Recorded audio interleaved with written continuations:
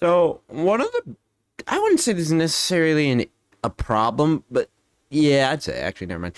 One of the issues that always plague sequels to anything, whether books or movies, anything, is they feel the need to up the ante. You know what I say? So, for example, if we look at the power jump from, say, Dragon Ball Z from Dragon Ball, by the end of the two shows, we can see like an absolutely massive power difference. Even halfway through the show, you can already see a massive power difference.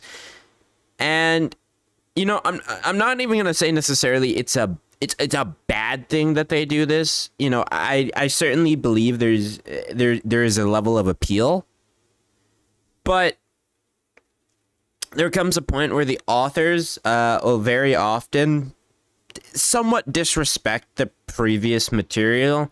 Now, I'm not saying Dragon Ball did this, but there was a book I read years ago. Now, the thing about this book is it was a sequel to like a seven book series.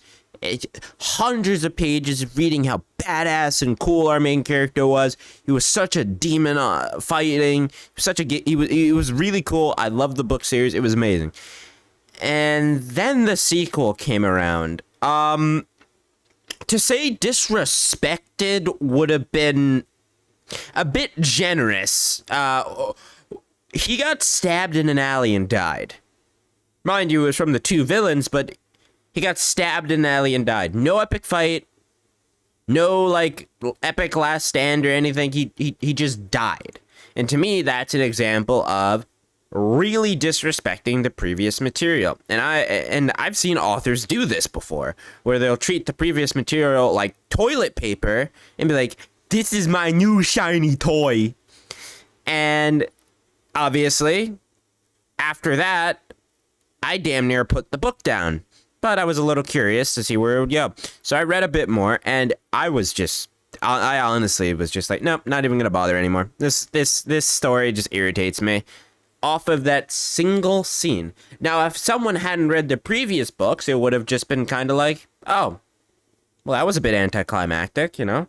But for me, it was just like, hey, I just read like 2,000 pages of this guy's story, his history, his entire life, his training, his love, his everything, for him to die in the middle of a back alley. Like, what?